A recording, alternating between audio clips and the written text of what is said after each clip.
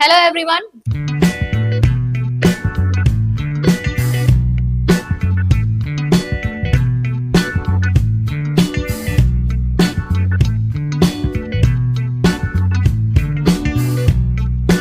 आज के वीडियो में हम डिस्कस करने वाले हैं आपका केवीएस और एनवीएस का जॉइंट नोटिफिकेशन। तो जिसका हम इंतजार बहुत समय से कर रहे थे, केवीएस और एनवीएस की वैकेंसी हमें लग रहा था कब आएगी और बहुत ज्यादा स्टूडेंट्स इसके लिए क्वेरी थी इसके हमारे पास। तो यहाँ पर देखिए, यहाँ जॉइंट नोटिफिकेशन निकला है आपका केवीएस और एनवीएस का। नोटिफिकेशन आपका ये जो है परसों ही आ गया था, बट आउट ऑफ टाउन होने की वजह से मैं वीडियो आज बना रही हूँ और मुझे लगा कि सारी ही डिटेल्स हमें यहाँ पर कवर करनी चाहिए क्योंकि आपको चेंजेस देखने को मिलेंगे। हमने भी बीच में ये कोर्स चलाया था, हम पुराने पैटर्न को और सिलेबस को देखते हुए इसकी तैयारी कर रहे थे, बट यहाँ पर इन्होंने कंप्लीटली सिलेबस को चेंज कर दिया है, पैटर्न को चेंज कर दिया है और बहुत कुछ अब आपको लगेगा ईएमआरएस की तरह यहाँ पर चीजें हो गई हैं। ठीक है, अब देखिए कवर करते हैं इसमें सारी चीजों को। तो केंद्रीय विद्यालय संगठन और नवोदय विद्यालय संगठन का जॉइंट नोटिफिकेशन यहाँ पर ये आया है और एक एक करके अगर हम डिटेल्स चेक करें तो यहाँ पर आप ऑफिशियल साइट चेक कर सकते हैं। ऑफिशियल साइट इनकी ये है, ठीक है, HTTPS आपका kvssangathan.nic.in या navodaya.gov.in पे जाकर आप इंफॉर्मेशन जो है ले सकते हैं। प्लस कंडक्ट ज्यादातर क्या है आपका, किसके हाथ में रहता है, सीबीएसई के हाथ में। सीटेट आपका एग्जाम होगा, केवीएस एग्जाम हो गया, ईएमआरएस एग्जाम हो गया, सब सीबीएसई कंडक्ट करवा रहा है। तो www.cbsc.gov.in पे भी जाकर आप चेक कर सकते हो। ठीक है, ऑफिशियल साइट सही है आपकी। बात करते हैं इंपॉर्टेंट डेट्स की। तो इंपॉर्टेंट डेट्स आपकी क्या क्या रहने वाली है। रजिस्ट्रेशन ओपन हो गए हैं आपके 14 नवंबर यानी कल से। ठीक है, 14 नवंबर 10 बजे से, सुबह 10 बजे से आपके रजिस्ट्रेशन ओपन हो गए थे। आप फॉर्म फिलिंग स्टार्ट कर सकते हैं।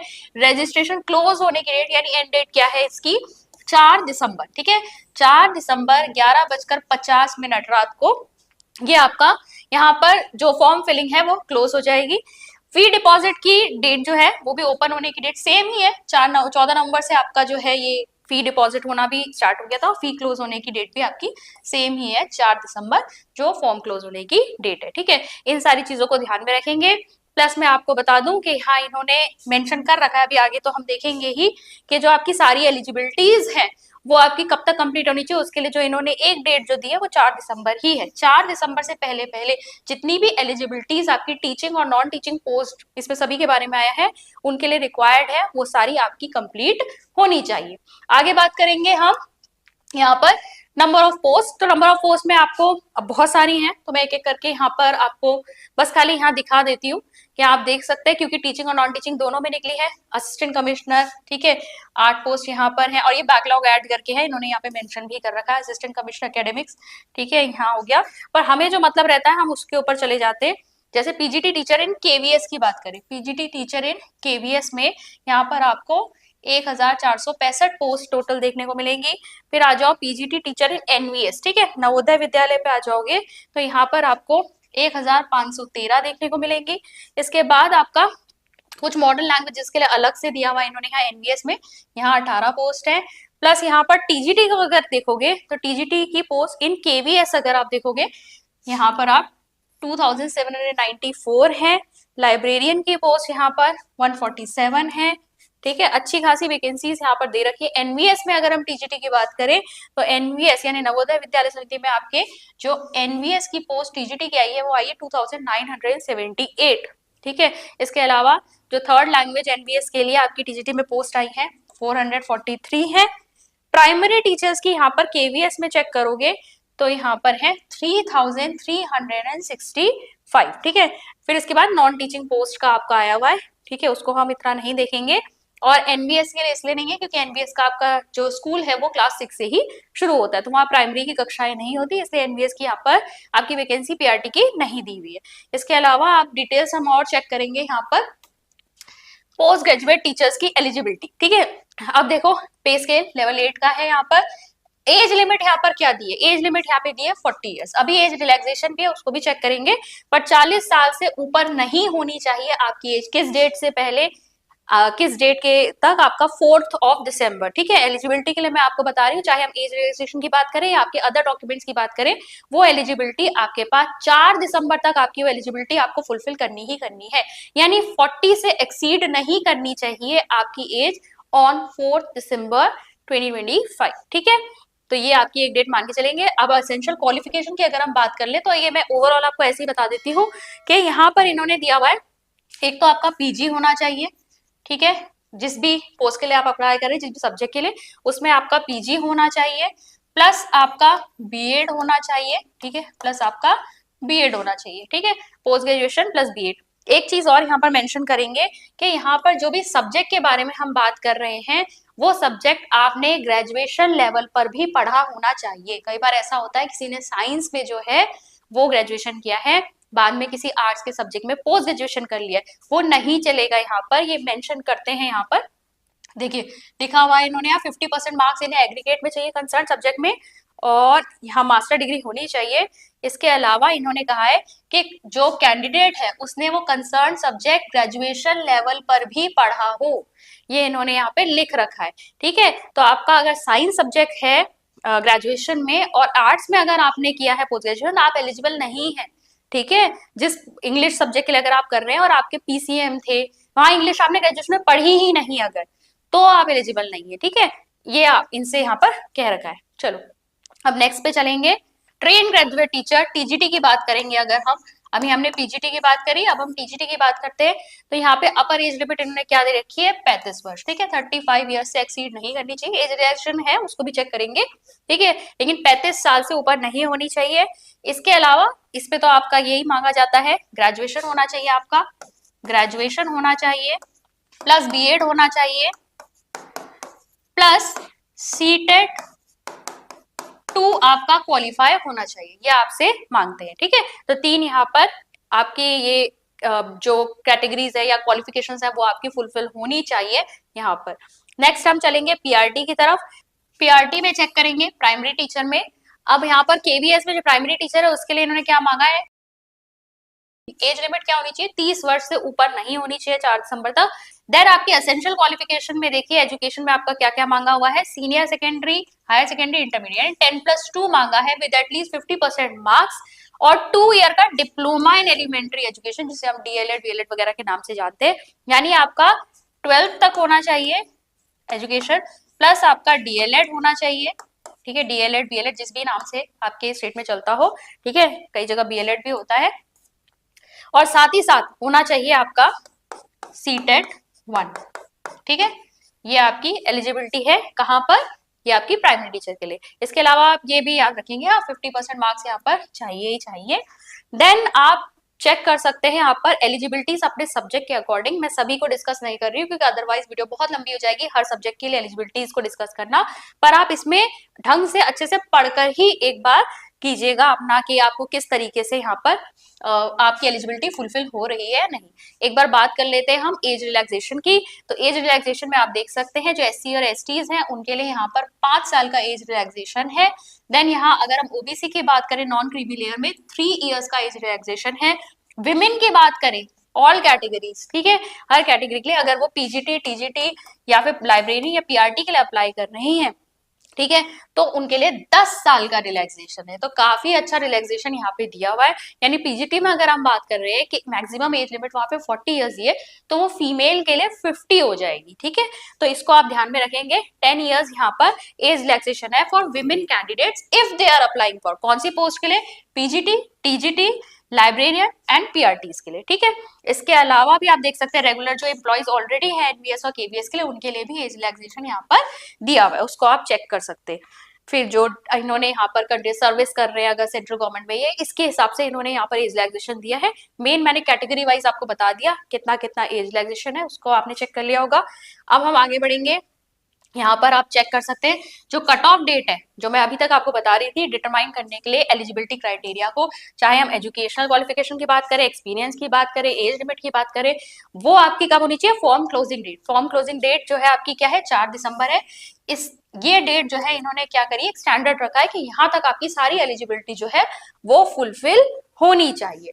आगे चलेंगे और देखेंगे हम यहाँ पर मोड ऑफ सिलेक्शन। अब यहाँ पर से आपका कैच है कि इन्होंने यहाँ पर सारा का सारा प्रोसीजर ही चेंज करके रख दिया है, पूरा सिलेबस, पूरा पैटर्न आपका यहाँ टीयर 1 टीयर 2 सिस्टम हो गया है, प्लस इंटरव्यू और स्किल टेस्ट तो पहले से ही यहाँ पर होता था।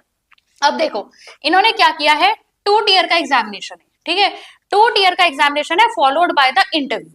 इसके बाद आपका इंटरव्यू भी होगा। अब इसमें से जो आपका टीयर 1 का एग्जाम है, टीयर 1 का जो आपका एग्जाम है, वो एग्जाम जो है आपका सिर्फ और सिर्फ क्वालिफाइंग नेचर का है। क्वालिफाइंग मतलब यहाँ बस आपके मार्क्स नहीं जुड़ेंगे, बस आपको इसे क्वालिफाई करना है ताकि आप टीयर 2 को जो है वो अटेम्प्ट कर सकें।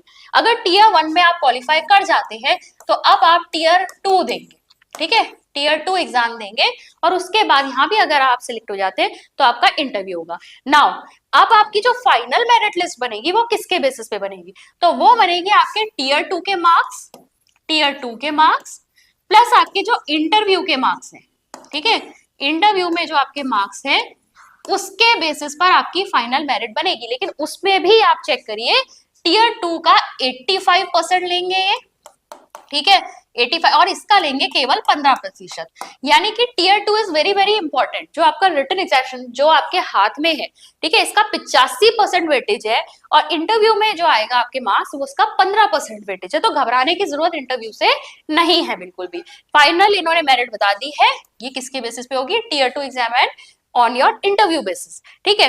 अब यहाँ पर आप चेक कर सकते हैं, इन्होंने यहाँ पर दे रखा है जितने भी आपके केवीएस एनवीएस की पोस्ट है उसमें आपका एक तो बनेगी merit list on the basis of written test and interview. जो नॉन टीचिंग पोस्ट है उसमें स्किल टेस्ट होता है इन प्लेस ऑफ इंटरव्यू, तो वहां पर वो स्किल टेस्ट के मार्क्स जो है वो लेंगे।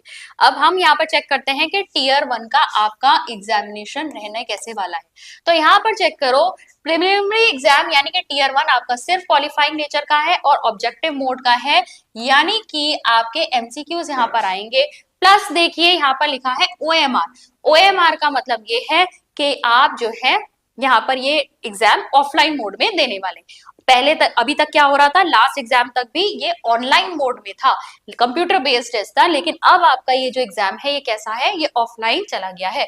The test for all post except, अब यहाँ पर केवल मल्टीटास्किंग स्टाफ जो है एनवीएस का उसे छोड़कर बाकी सबका इस तरीके का कॉमन पेपर होगा। अब क्या है इसमें हम देख सकते हैं, पेपर की ड्यूरेशन जो है वो 2 घंटे की है, 2 घंटे का आपका एग्जाम होगा। उसमें आपका ये 6 पार्ट्स में कुल यहाँ इन्होंने डिवाइड किया है।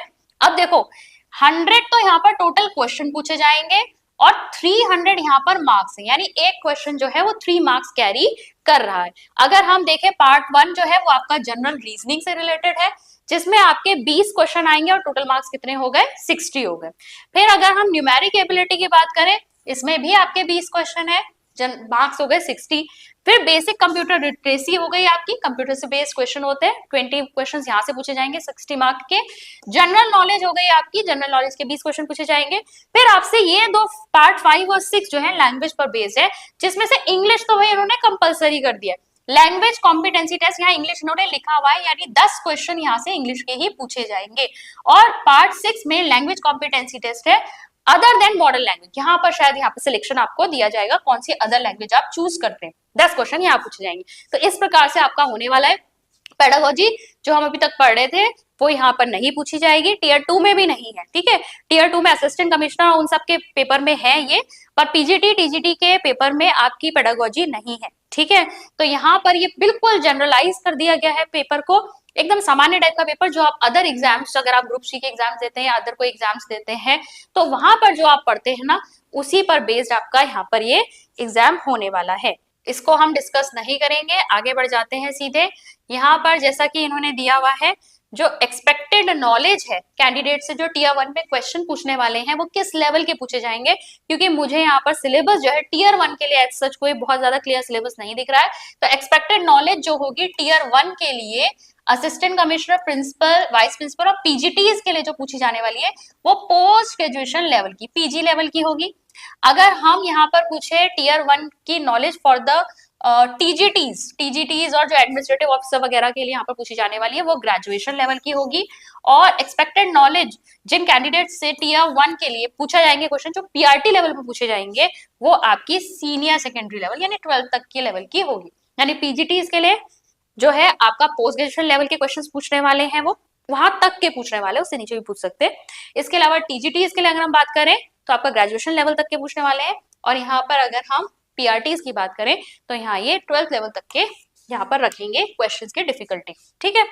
इस तरीके से आपका होने वाला है। फिर एक चीज और चेक कर लीजिए, नेगेटिव मार्किंग अभी तक नहीं होती थी केवीएस में, इस बार से है आपकी। तो यहाँ पर आप चेक कीजिए, टीयर 1 में हर क्वेश्चन के लिए आपको, सही क्वेश्चन के लिए तो 3 मार्क्स मिलेंगे, नेगेटिव मार्किंग यहाँ पर 1/3 है, ठीक है, 1/3, यानी कि 0.33 मार्क्स कट जाएंगे हर गलत आंसर पे। और एक और चीज यहाँ पर लिखी हुई है, वो भी चेक कर लीजिए। वो लिखा है इन्होंने कि filling up and darkening more than one response. अगर आपने ओएमआर में ना एक ही क्वेश्चन के 2 रिस्पॉन्स अगर आपने वहां पर मार्क कर दिए, उस केस में ये क्या करेंगे, उस केस में ये पूरा 1 मार्क, यानी पूरा पूरा 1 नंबर आपका डिडक्ट कर देंगे, 0.33 भी नहीं। अगर आपने यहाँ पर ए बी सी डी में से आपने ए को भी कर दिया, सी को भी कर दिया, बस 1 मार्क पूरा गया, ठीक है। तो ये आपको बिल्कुल भी मिस्टेक नहीं करनी है, ये ध्यान देना है इस पर। दूसरी चीज यहाँ पर जो लिखी हुई है, टीयर 1 में से कितने लोग ये शॉर्टलिस्ट करने वाले हैं, तो टीयर 1 में से 1:10, यानी कि एक सीट पर या एक पोस्ट पे 10 जो है लोग ये बुलाएंगे, ठीक है, यानी 10 टाइम्स ये कैंडिडेट जो है क्वालिफाई करेंगे यहाँ से टीयर 2 के लिए, और फिर टीयर 2 से 1/3 बुलाने वाले, यानी एक सीट पे आपके 3, ठीक है। इसके अलावा जो आपका टीयर 2 का सिलेबस है वो इनकी वेबसाइट पर अपलोडेड है, वो आपका टोटली सब्जेक्ट बेस्ड होने वाला है, ठीक है, सब्जेक्ट बेस्ड होगा, यानी आपके विषय पर आधारित। पेपर पैटर्न कैसा रहने वाला है टीयर 2 में, वो भी एक बार चेक कर लो। वैसे तो आपको पहले टीयर 1 के लिए ही तैयारी करनी है, पर फिर भी टीयर 2 को देख सकते हैं आप। तो यहाँ नंबर ऑफ क्वेश्चंस कितने पूछे जाने वाले, टोटल 70 क्वेश्चंस पूछे जाने वाले, जिसमें से 60 ऑब्जेक्टिव यानी एमसीक्यू टाइप होंगे, और 10 क्वेश्चंस आपके डिटेल क्वेश्चंस होंगे जहां आपको लिखने पड़ेंगे आंसर्स, ठीक है। इस तरीके का पेपर ये यहाँ पर बनाने वाले। अब ऑब्जेक्टिव के लिए तो एक क्वेश्चन 1 मार्क का है, यानी 60 क्वेश्चन है तो 60 मार्क्स, लेकिन डिस्क्रिप्टिव के लिए आपको एक क्वेश्चन 4 मार्क्स का है, यानी कि आपको 10 क्वेश्चन के लिए 40 मार्क्स जो है यहाँ पर मिलेंगे, ठीक है। तो यहाँ पर ये है पेपर पूरा आपका 100 मार्क्स का, नंबर ऑफ क्वेश्चन पूछे जाएंगे 70, और यहाँ पर जो नेगेटिव मार्किंग है विद दिस इज 1/4, ठीक है। टीयर 1 में 1/3 थी, टीयर 2 में आपकी नेगेटिव मार्किंग 1/4 इन्होंने दे रखी है, यानी 0.25 marks will be deducted for any wrong answer. और यहाँ पर वो वाला ऑप्शन नहीं है कि अगर आपने 2 सर्कल कर दिए, तो ऐसा कुछ इन्होंने यहाँ पे तो नहीं लिखा हुआ है। टीयर 1 के लिए लिखा था, टीयर 2 के लिए ऐसा कुछ इन्होंने नहीं मेंशन किया है। उसके बाद टीयर 2 पे जैसा कि मैंने आपको बताया 1:3, यानी कि एक सीट पर 3 लोग यहाँ पर बुलाने वाले हैं, ठीक है। तो इतनी ही चीजें हमें यहाँ पर पता होनी चाहिए। और इसके बाद हम एक बार बात कर लेते हैं, यहाँ फी स्ट्रक्चर है, फी स्ट्रक्चर कैसे रहने वाला है। तो फीस अच्छी खासी जा रही है। असिस्टेंट कमिश्नर के लिए तो आप देख सकते हैं एग्जामिनेशन फी क्या है, 2300 रुपए है, प्रोसेसिंग फी 500 रुपए है। हम पीजीटी टीजीटी इसका देख लेते हैं। पीजीटी पे आपको फीस देखने को मिलेगी 1500 और 500 आपकी प्रोसेसिंग फी है, और सिमिलर ही है काफी, आप वहां पर भी देख रहे थे ईएमआरएस में भी काफी हाई फी रखी हुई थी, प्रोसेसिंग फी वहां पर भी थी। टीजीटी में चेक करोगे 1500 फीस है, 500 रुपए आपकी प्रोसेसिंग फी है, और पीआरटी में भी सेम आपको यही देखने को मिलेगा। बाकी फी स्ट्रक्चर आपके सामने है, आप चेक कर सकते हैं। तो ये पूरा डिटेल्स थी, जो इंपॉर्टेंट जितनी भी बातें आपको पता होनी चाहिए इस फॉर्म के विषय में। अगर आप लोग सब इंटरेस्टेड हैं जो इस फॉर्म को फिल करना चाहते हैं, तो 14 नवंबर से फॉर्म फिलिंग स्टार्ट हो चुकी है। आप अभी से जो है इस फॉर्म को फिल कर सकते हैं। अपनी जितनी भी एलिजिबिलिटीज है, सारे डॉक्यूमेंट्स वगैरह सब रेडी रखिए, और तैयारी जो है आप इसकी जल्दी ही शुरू कर दीजिए। यहाँ जब एक बार फॉर्म आ गया है तो ये बहुत ज्यादा टाइम भी नहीं लेते, मतलब टाइम तो आपको ड्यूरेशन मिलेगा, ये सिलेबस चेंज हुआ है, ठीक है, लेकिन जैसे आप कह सकते हैं 2 से 3 महीने में आपका ये पेपर हो जाना चाहिए जहां तक है। और टीयर 1 है अभी, तो पहले वो क्वालिफाई होगा, उसके बाद टीयर 2 है, फिर इंटरव्यू है, तो प्रोसेस अभी लंबी ही है, बट ठीक है। इसके अलावा आप एक बार और चेक कर लीजिएगा, इसमें शायद सेंटर का भी ऑप्शन आपको नहीं दिया है, और सेंटर जो है आपका टीयर 1 से 15 दिन पहले जो है आपको पता चलेगा, और इनके हाथ में ही है ये आपको कहाँ भेजते हैं। मुझे यहाँ पे दिखाई नहीं दिया कि यहाँ पर ये सेंटर की प्रेफरेंस जो है वो आपको देंगे। आई थिंक ये कहीं भी डालेंगे, ऐसे ईएमआरएस में भी था, ईएमआरएस में भी उन्होंने पहले ही कह रखा था। हालांकि इन्होंने assistant commissioner, vice principal, principal के लिए बोल रखा है कि उनका एग्जाम सिर्फ और सिर्फ दिल्ली में होगा। बाकियों के लिए उन्होंने कहा नंबर ऑफ एप्लीकेशन पर डिपेंड करेगा कि कहाँ कहाँ वो कराते हैं, और फाइनल डिसीजन इन्हीं का होगा, ऐसा इनका कहना है। इसके अलावा टीयर 2 का जो सिलेबस है वो भी अपलोडेड है, ये आप चेक कर सकते हैं। जो मैंने देखा डिटेल सिलेबस, ये आपका असिस्टेंट कमिश्नर पोस्ट और वाइस प्रिंसिपल वाली जो पोस्ट है उसके लिए तो वही है जो हमने पहले पढ़ा था, ठीक है। पहले अगर आप चेक करोगे तो आपका केवीएस का जो सिलेबस आता था, उसके पेडागोजी का सिलेबस 5 यूनिट में वो डिवाइडेड था, तो सेम वही का वही यहाँ पर मुझे दिख रहा था, बिल्कुल वैसे ही टॉपिक्स है यहाँ पर। तो अगर आप चेक करें तो यहाँ असिस्टेंट कमिश्नर उन सब के लिए अगर उन्होंने पहले से पढ़ाई करी थी तो उनके लिए तो ये सही है, बट हाँ, जहां से सब्जेक्ट शुरू हो जाता है तो सब्जेक्ट में तो उन्होंने फिर जो है कंप्लीटली सिर्फ अपने सब्जेक्ट से रिलेटेड ही यहाँ पर सिलेबस दिया हुआ है। पेडागोजी यहाँ से भी गायब है, तो ना टीयर 1 में पूछी जा रही है, ना ही वो टीयर 2 में आपकी पूछी जा रही है। तो यहाँ पर यही चीजें आपके साथ डिस्कस करनी थी। ये जो आपका केवीएस एनवीएस का फॉर्म है, वैकेंसी है, अब बम्पर वैकेंसी आई है, आप देख ही रहे, मैंने नंबर ऑफ पोस्ट आप लोगों के साथ डिस्कस की थी, काफी सारी यहाँ पर अपॉर्चुनिटी आपको मिलेगी, बहुत समय बाद भी आया है आपका। और इस तरीके की अपॉर्चुनिटी अगर आपको मिलती है तो आपको मिस नहीं करनी चाहिए। तैयारी कीजिए, फॉर्म को फिल कीजिए, और इसके लिए तो एटलीस्ट देखो फॉर्म ही इतना महंगा है यहाँ पर, इसके लिए तो आपको बहुत ही लग कर मेहनत से तैयारी करनी चाहिए। अच्छी जॉब होती है केवीएस एनवीएस में अगर आपकी एक बार जॉब लग जाए तो। आई होप आपको आज की वीडियो जो है वो यूजफुल लगी होगी। सभी जो इंपॉर्टेंट चीजें हैं वो मैंने डिस्कस करने की कोशिश की। अगर आप हमारे साथ जुड़ना चाहते हैं, हमसे कोई और क्वेश्चन पूछना चाहते हैं, तो आप हमें कमेंट्स के माध्यम से लिख सकते हैं। चैनल को अभी तक सब्सक्राइब नहीं किया है तो उसको सब्सक्राइब जरूर कर लेना और अपने फ्रेंड्स के साथ शेयर करना। मैं मिलती हूँ आपसे नेक्स्ट वीडियो में। Thank you.